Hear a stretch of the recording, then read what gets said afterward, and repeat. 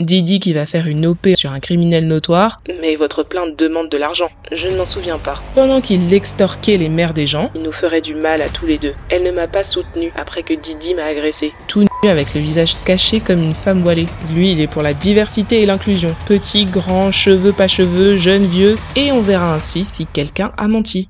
Et les gens. Asseyez-vous, on va parler. En plus d'être un ninja, Didi était le pire employeur de l'industrie. Ses anciens assistants et collaborateurs témoignent contre lui. Pourquoi la mère de Cassie a payé 20 000 $ à Didi? Kid Cudi témoigne et donne sa version. Les masques tombent. Didi pris dans un règlement de compte avec Suge Knight. On connaît le visage des escortes.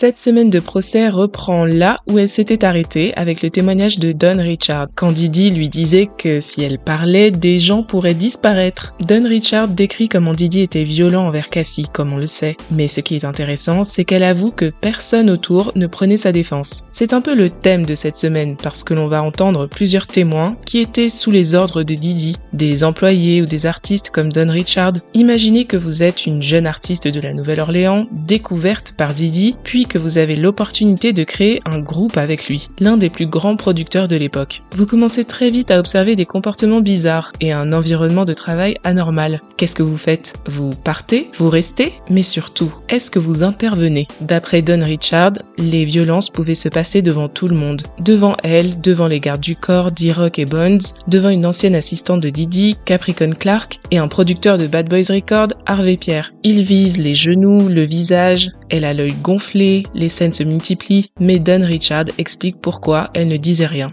Quand on rentrait à LA en voiture, il a giflé Cassie dans sa bouche et lui a dit de fermer sa gueule. Comment les passagers de la voiture ont répondu? Nous sommes restés silencieux le reste du trajet. Je me suis demandé, s'il a fait ça à quelqu'un qu'il aime, soi-disant, que ferait-il à un employé? Alors j'approchais Didi avec douceur. Est-ce que vous avez essayé d'intervenir dans leur relation? Non, pour ma propre sécurité. Elle dit aussi qu'elle avait des instructions claires de ne pas parler, venant de Didi et de Harvey Pierre. Le procureur confirme avec Don que Didi consommait toutes sortes de drogues. Shit, kétamine, molly, coke. Apparemment le dealer en chef, c'est un gars qu'on appelle One Stop. Il avait tout, même des pilules du lendemain. Don a vu que Didi portait un gun à sa ceinture. Après avoir travaillé avec Didi, Don est partie faire sa carrière solo. Mais elle n'a pas vraiment coupé les ponts avec lui. Elle n'a même pas exprimé son mécontentement avec lui. Jusqu'à ce qu'elle voit Cassie porter plainte. Et c'est là qu'elle a décidé de raconter son histoire. Si c'était que ça, son témoignage, ça irait. Mais ensuite, il y a eu le contre-interrogatoire. Le problème avec les interrogatoires préliminaires en vue du procès, c'est qu'ils sont enregistrés. Vous vous rappelez, la semaine dernière, Don avait décrit un incident où Didi avait attaqué Cassie, car il était pas content de sa nourriture. Don disait l'avoir vu, mais apparemment, elle a pas toujours dit ça. N'avez-vous pas dit avoir entendu une poêle cogner le mur, mais vous ne l'avez pas vu? Je ne m'en souviens pas. Regardons votre entrevue du 18 mars 2025. Vous n'avez rien dit à propos de Didi qui vous aurait dit que des gens pourraient disparaître si vous parlez. Je ne me souviens pas de ça. À propos des guns, vous n'avez pas dit au procureur que vous avez vu des guns chez Didi. Ils ne l'ont pas demandé. Est-ce que vous avez dit au procureur que vous n'avez jamais vu Didi prendre de la coke? Je ne m'en souviens pas. Votre témoignage a changé sur pas mal de choses. À mesure que le temps passe, je me rappelle de plus de choses. Vous avez vu One Stop vendre de la drogue? Vous l'avez vu prendre l'argent? Oui, d'accord. Attendez une seconde. Vous n'avez pas dit au procureur que vous n'avez jamais vu quelqu'un le payer? Donc vous avez menti, n'est-ce pas? Non. Apparemment, Don Richard vient dans un procès fédéral pour rajouter de l'extra-sauce. C'est gênant. Est-ce que finalement c'est la chanteuse has-been que la défense décrit, qui suppliait Didi pour refaire des sons avec lui, même après les soi-disant menaces, et qui aujourd'hui veut se faire de l'argent avec sa plainte civile, comme elle a vu Cassie le faire? Vous avez porté plainte pour l'argent, n'est-ce pas? Pour la justice. Mais votre plainte demande de l'argent, n'est-ce pas? Oui, pas d'autres questions. Maintenant, expliquez-moi pourquoi il y a une dame qui a poursuivi Don Richard dans la rue pour lui demander quelle taille a la teub de Didi. Yeah, how big is Diddy's dick? That's whoa. Wow. I get the 10 Come on now, man. Can somebody beat me up Monetization. for 10 million? You're going too far. Yeah, I want to man. get my ass beat for 10 million. I want to get my ass beat for 10 million. Le prochain témoin était Kerry Morgan, une ancienne amie de Cassie. Son témoignage est intéressant pour plusieurs choses. Déjà, elle nous raconte que Cassie a effectivement changé au contact de Didi. Kerry et Cassie ont été amies pendant 17 ans, depuis 2001, avant que Cassie ne rencontre Didi, et alors qu'elle quittait son état du Connecticut pour s'installer dans la grande ville de New York et commencer sa carrière. D'abord comme mannequin, puis chanteuse. Est-ce que Cassie buvait? Pas beaucoup. Des drogues? Aucune. Cassie emmène son amie avec elle dans ce nouveau style de vie. Kerry voyage parfois avec Cassie et Didi. Elle a été témoin des drogues fournies par Didi et elle en prenait aussi parfois seule avec Cassie. La fête, l'opulence, les voyages, c'est bien, mais tout a un prix. Comment Didi se comportait? Il criait sur Cassie. Elle a gravement perdu sa confiance en elle. Elle a perdu son étincelle. Est-ce que Didi rabaissait Cassie? Oui, à propos de son apparence, avec qui elle parlait. Est-ce qu'il vous appelait quand il la cherchait? Beaucoup. Parfois, il m'appelait 50 fois de suite. Est-ce que d'autres vous appelaient pour lui? Oui, Christina Coram, Keke. Là, on touche un peu au côté bande organisée, entreprise comms. Didi harcèle Kerry Morgan et mandate des gens pour faire le harcèlement à sa place. En plus de ça, elle raconte ensuite qu'elle a été témoin de comment Didi s'en prend à Cassie devant ses gardes du corps, notamment D-Rock et Ruben, et ils ne font rien. Son amitié de 17 ans avec Cassie s'est terminée en 2018, après que Didi s'en ait pris à Kerry Morgan. Elle dit qu'il l'a frappée avec un cintre en bois derrière l'oreille et l'a étranglée. Didi voulait des réponses ce jour-là. Quelle crainte a-t-il exprimé? Avec qui Cassie le trompait? Lors du contre-interrogatoire, on en apprend un peu plus sur cette embrouille. Pourquoi n'avez-vous plus parlé avec Cassie après? Elle ne m'a pas soutenue après que Didi m'a agressée. Ma limite a été l'agression. Est-ce que vous et Cassie vous droguiez à ce moment-là? Non. Après l'agression, Kerry Morgan a été payée une certaine somme d'argent pour garder le silence. Ce qui est bizarre, c'est que Cassie avait aussi raconté cette histoire la semaine dernière, et il y a quelques divergences. Cassie a dit à la barre que Didi était énervé contre Kerry ce jour-là, parce qu'elles se droguaient ensemble, alors que Kerry prétend que c'est parce que Didi soupçonnait Cassie de le tromper. Et à juste titre, rappelez-vous, 2018 c'est l'année de leur rupture, elle sortait sans doute déjà avec son coach sportif de l'époque. Autre petite divergence, Cassie a dit qu'elle a payé une partie de la somme qu'ils ont donnée à Kerry Morgan, alors que Kerry dit que l'argent venait de Didi. Cette semaine, on apprend aussi comment Didi maltraitait ses employés. David James a été son assistant personnel de 2007 à 2009. Il devait s'assurer que Didi avait tout ce dont il avait besoin dans ses déplacements, que son agenda était à jour, le travail d'un assistant quoi. C'est assez vaste. Et à ce niveau de célébrité, c'est un travail très prenant. Il travaillait 20 heures par jour, tout comme l'équipe de la sécurité. Il s'occupait de Didi à l'époque où il sortait avec Kim Porter et Cassie. David a entendu Didi parler de ses meufs. Didi disait « Kim est ma reine. Elle est à LA avec ma famille. » Il disait « J'ai Cassie exactement où je veux qu'elle soit. Elle est jeune et malléable. » David n'a jamais été témoin de violence. Il a surpris un freak-off une fois, mais c'est tout. Il est arrivé pendant la mi-temps, genre. Didi était dans l'autre pièce, Cassie endormie sur le lit, et l'escorte savait pas où se mettre. David récupérait aussi les drogues de Didi quand c'était nécessaire. Plus il montrait qu'il était fiable, plus on lui donnait des tâches à faire. Mais Didi avait ses techniques pour que David ne prenne pas trop la confiance. Il a profité d'une soirée où David s'est pas mal lâché. Il avait mélangé l'alcool et l'ecstasy. Il a dit qu'il faisait du Didi bopping. Ça veut juste dire s'enjailler, danser, faire des trucs qu'on va regretter le lendemain, apparemment.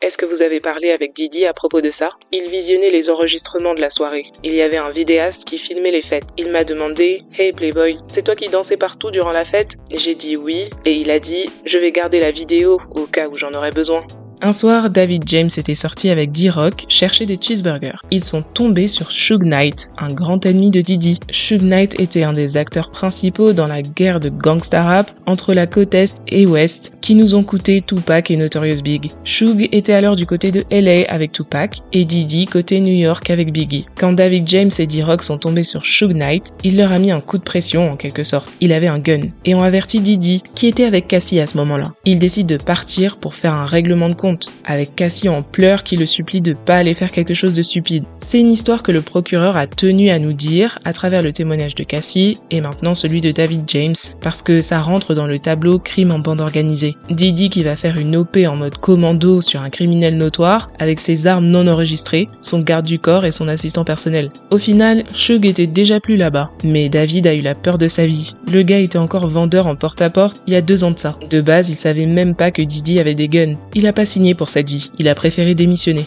La défense n'a pas vraiment pu apporter de contre-argument à cette histoire durant le contre-interrogatoire, mais ils se sont plus attaqués à la personnalité de David James, un gars pas très professionnel, qui fume et qui boit sur son lieu de travail, qui prend de la drogue aussi. Une fois, il a eu une altercation avec une autre employée et lui a serré les poignets. Didi lui a dit la phrase de l'année, je cite, « Tu ne peux pas lever la main sur une femme ». Mais rassurez-vous, Didi a ensuite demandé à David d'aller déposer une main courante disant que c'est la fille qui l'a agressé pour se couvrir. David a fait semblant d'accepter, mais il ne l'a pas fait. Il s'est excusé en offrant un joint à la fille. On a eu un témoignage similaire avec George Kaplan, qui a été l'assistant de Didi de 2013 à 2015. Figurez-vous que George a négocié un accord d'immunité en échange de son témoignage, parce qu'il sait que certaines choses qu'il a fait pour Didi sont illégales, comme acheter des drogues dures, être complice d'agression physique. George rapportait à Christina Coram. Il devait s'assurer que Didi avait ce qu'il lui fallait à tout moment. Comment Didi vous traitait? Il menaçait de me virer. À quelle fréquence? Peut-être une fois par mois. Il disait qu'il ne voulait s'entourer que des meilleurs et que je ne l'étais pas. Par exemple, il voulait que je lui apporte 1 litre d'eau et je suis revenue avec 2 bouteilles de 50 centilitres. Il a dit non. George était son larbin en quelque sorte. Il nettoyait derrière lui après les freak-offs. C'est pour éviter que le personnel des hôtels voie ce que Didi faisait dans leur établissement et aille par exemple vendre les images à la presse. George nettoyait parfois des restes de drogue laissés dans la salle de bain. Il allait aussi récupérer certaines substances pour Didi, comme de la MDMA. La question de la drogue revient souvent et le procureur reconfirme ça avec tous les témoins parce que c'est pas tant l'utilisation qui compte, c'est l'achat par l'intermédiaire de l'entreprise Combs et la transportation à travers les États. À chaque fois que le procureur pose ce genre de questions, il demande aussi où avaient lieu ces transactions, durant quel voyage, etc. George dit aussi avoir été témoin de 2 épisodes de violence domestique de Didi, sur Cassie et sur Gina. Didi aurait agressé Cassie dans leur jet privé. Il a brisé des verres. Après le dernier verre cassé, qu'est-ce que Didi a fait? Il s'est avancé, Cassie est restée en arrière. Il m'a demandé d'acheter de la crème pour soigner les bleus sur son visage. Comment vous l'avez payé? Avec la carte de crédit de l'entreprise. Vous avez compris, la violence c'est grave, mais l'important c'est qu'ensuite Didi utilise ses employés, son entreprise Combs, pour couvrir ses agressions physiques. Didi a agressé Gina dans le hall d'entrée de sa résidence de Miami. Il l'a cognée avec des pommes. C'est original. Et ça peut paraître rien dit comme ça, mais une pomme c'est assez rigide. Imaginez-vous recevoir ça en pleine force. Je me suis sentie coupable de ne pas avoir fait quelque chose après l'incident avec Cassie dans l'avion. Mais vous n'avez pas vu de blessure. Les gens peuvent être blessés sans que des blessures soient visibles. La tonalité et la tension avec laquelle il a jeté les pommes sur Gina, c'était troublant. Vous avez parlé des 2 incidents à Christina Coram? Oui, et je lui ai dit que je ne voulais pas soutenir ce comportement, que je démissionne. Le procureur appelle un escort stripteaser Sharey Eyes, comme si on savait pas déjà comment se passent les freak-offs. Mais là, c'est un gars avec des décennies d'expérience, on le surnomme le Punisher. Il a écrit un livre sur ses aventures et il y consacre quelques pages à ce riche couple avec ce mari voyeur. Cassie l'accueille dans la chambre. Quand Didi arrive, l'escorte doit pas le calculer. Didi est tout nu avec le visage caché comme une femme voilée. L'huile pour bébé coule à flot. Didi donne ses instructions et dirige la scène. L'escorte doit faire ses choses avec Cassie. Puis soit Cassie et Didi vont dans la pièce d'à côté pour terminer, soit l'escorte doit venir sur Cassie et Didi la nettoie, si vous voyez ce que je veux dire. Ils ont engagé Sharey régulièrement, 5 à 6 fois par an quand ils étaient sur New York. Apparemment, Didi était très satisfait de ses prestations car il payait des grosses sommes, genre $2000 par session. Et une fois, pendant que Sharey démontait Cassie en live, Didi appréciait tellement qu'il a ajouté une quicheta de $100 encore par-dessus. J'imagine que c'est toujours bien d'accumuler des témoignages qui concordent, mais attention au contre-interrogatoire, parce que Sharey termine par dire qu'il avait l'impression que Cassie, tout comme Didi, prenait du plaisir durant les sessions. Pour lui, elle était à fond dedans, et elle kiffait. Totalement random, mais vous savez que le procureur a balancé des photos de quelques escortes que Didi et Cassie engageaient. Il n'y a absolument aucune info. Aucun argument. Pure curiosité mal placée. En tout cas, Didi est pas difficile, hein. Lui, il est pour la diversité et l'inclusion. Petit, grand, cheveux, pas cheveux, jeune, vieux. Si t'es libre entre 18h et 6h du mat et t'as une tub en état de marche, tu rentres. Il y a aussi plusieurs petits témoignages comme ça. Le manager d'un hôtel où Didi a fait des freak-offs, une maquilleuse de Didi et Cassie qui a été témoin de violence dans la pièce d'à côté, un informaticien qui a extrait les données de l'ordi de Cassie, une psy qui est intervenue en tant qu'expert pour expliquer la psychologie des victimes de violence, pourquoi elles ne partent pas, comment elles minimisent ce qui leur arrive pour pouvoir supporter. Ils ont appelé aussi un agent spécial du Homeland, Gérard Gannon, qui était présent lors des perquisitions chez Didi. C'est ainsi que le procureur balance les photos de la perquisition, tout ce qu'on a retrouvé chez Didi. Des munitions, des armes, des talons de prostituées, des sextoys, du lubrifiant Astroglide et de l'huile pour bébé, respectivement 35 et 25 bouteilles. On est bien loin des 1000 bouteilles qui avaient été annoncées dans la presse. Du coup, 60 bouteilles, c'est beaucoup aussi. Mais ça y est, maintenant qu'on a le cerveau perverti, ça choque même plus. Des téléphones dissimulés dans des bottes, des bouteilles contenant des résidus de meth et de MDMA. L'un des témoignages clés de cette semaine, c'était sans doute celui de Scott Mescudi, alias Kid Cudi. Il est sorti avec Cassie en 2011 et on a entendu cette histoire comme quoi Didi n'a pas accepté leur relation et a mis le feu à sa voiture. On a maintenant 3 témoignages concernant cette histoire. Cassie, et cette semaine la mère de Cassie, et Kid Cudi. Je vais vous raconter l'histoire en croisant les témoignages et on verra ainsi si quelqu'un a menti. Cassie et Kid Cudi commencent à se fréquenter en 2011. Kid Cudi a l'air de penser que Cassie était célibataire à ce moment-là. Nous sommes sortis ensemble en 2011. Qui d'autre elle fréquentait? Didi. Qu'est-ce que vous saviez du statut de leur relation? Qu'elle et Didi avaient eu des problèmes et qu'ils ne sortaient plus ensemble. Pendant un freak-off, Didi a regardé dans le téléphone de Cassie et a découvert qu'elle sortait avec Kid Cudi. Il s'est énervé et l'a menacée avec un ouvre-bouteille. Elle est partie chez Kid Cudi. Elle en a parlé à Capricorn Clark, l'une des assistantes de Didi. Cassie est allée voir Didi chez lui. Il lui a dit qu'il allait balancer ses vidéos de freak-off et lui faire du mal à elle et à Kid Cudi. Il l'a aussi frappé dans le dos ce jour-là. Quand Cassie est retournée à son hôtel, sa chambre avait été saccagée. C'était juste pendant la période des fêtes. Alors Cassie est rentrée chez elle dans le Connecticut. Elle a écrit à sa mère, ainsi qu'à Capricorn Clark, pour leur dire ce que Didi avait fait et ses menaces. Mais d'après elle, elle n'a pas osé tout dire à sa mère. Elle lui a dit que c'était la première fois que Didi était violent et elle n'a pas parlé des freak-offs. Regina Ventura, la mère de Cassie, s'est retrouvée mêlée à cette histoire. Elle a fait ce qu'elle a pu pour protéger sa fille. Cassie m'a dit que Didi l'a menacée de sortir une sextape et de s'en prendre à elle et à Kid Cudi. Comment avez-vous réagi? Ça m'a rendu malade. Didi a exigé 20 000 $.